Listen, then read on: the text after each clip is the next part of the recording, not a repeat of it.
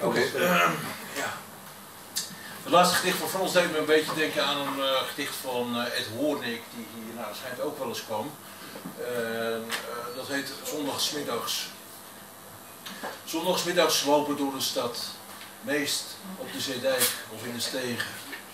Aan een toonbank dralen om de regen of de weerschijn in een zinkend blad, wensend één te zijn van het tweetal dat uit het rek de keuze heeft gekregen. Zich mechanisch naar het toilet bewegen, door een raampje gluren op een plat.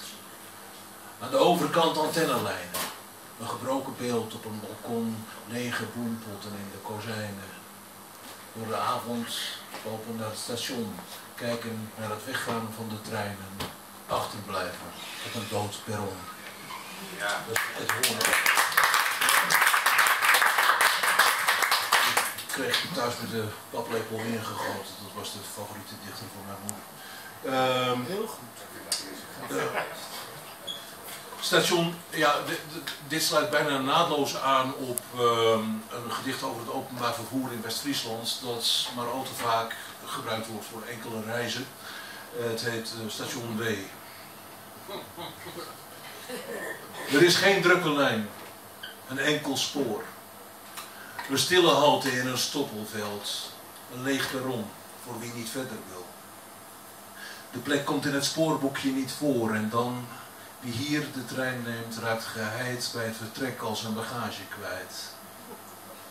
Er is geen wachthuisje om in te schuilen en wat de kaartjesautomaat betreft, hier heeft nooit iemand een retour besteld. Het restaurant biedt weinig voor je geld, de amuses zijn er om te huilen. En nergens is een bakje troost te krijgen. De klok staat stil, de luidspreker blijft zwijgen en niemand weet of de vertrekstaat klopt. Er is op dit station voldoende tijd en nooit vertraging van betekenis. Maar wanneer hier de trein een keertje stopt, weet iedereen gelijk hoe laat het is.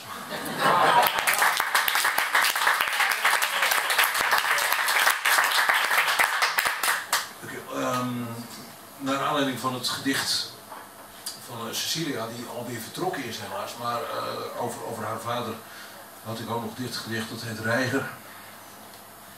Stroper van het boerenland, cosmopoliet in het moeras, die het trekken is verleerd en polderland te tochtig vindt. Versleten dandy, schuilend in een rafelige overjas, die in de stijve noordenwind geen warmte geeft en net niet past. Narcissus, die zich langs de kant van prutslootjes kapot verveelt, in de drek vergeefs op zoek naar een beneveld spiegelbeeld, sleurt met een verbeten vloek zijn vleugels als een zware last achter zich aan, de regen in. Een hoogvlieger met tegenzin.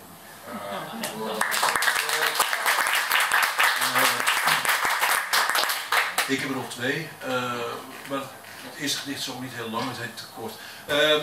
Ik lees de hele tijd trouwens dingen over kinderen die maar last hebben van stress en zo. Dat ze niet slagen voor CITO-toets of weet ik veel wat voor gelul allemaal weer. Ik weet niet hoe het met u was.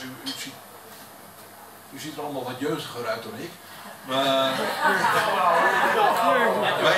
in mijn tijd hadden kinderen nooit last van stress. En zeker niet in West-Friesland. Dat was echt zo'n stress. Hier heb je wat om van te stressen. Dat was nog niet uitgevonden. Maar het gaat over de verwachtingen waarmee worden opgezout tot het heet tekort.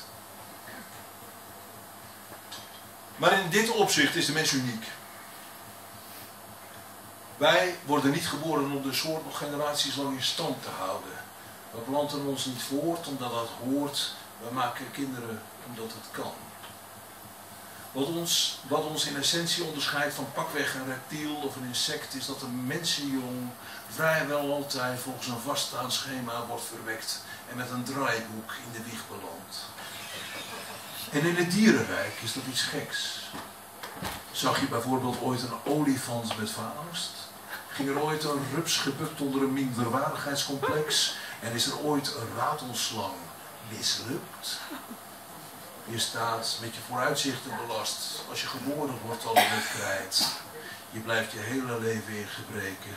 En wordt, wanneer de proeftijd is Je staat met je vooruitzichten belast als je geboren wordt al in de schuld. Je blijft je hele leven in gebreken en wordt wanneer de proeftijd is verstreken alleen om wat is waargemaakt geduld. Ja. Wat krijg je als je een gedicht 4 maal herschrijft? Dan wordt er een rijmwoord wel vervangen. En om nog even in het thema te blijven over opgezadelde verwachtingen, tot slot een zware bevalling. Ze heten hem welkom met tangen en scharen. Een vacuümpomp trok hem binnenste buiten. Geradbraakt lag hij in de ruimte te staren in een wereld van maskers en flitslicht en spuiten. Met veel formulieren en formaliteiten werd het wonder al binnen een uurtje of 2 teruggebracht tot een reeks gorddroge feiten. Een nummer, een naam en een medisch dossier. Zijn moeder bedwelmde haar statussymbool met lauwwarme melk en onnozel gekoer. In de inschrijvingsbrief van een poenige school lag listig de pedagogie op de loer. Het slachtoffer testte geërgerd zijn longen. Vertederd omhelsde de vader zijn vrouw. Het was godverdomme een wolk van een jongen. Zo eentje waaruit het ooit hagelen zou.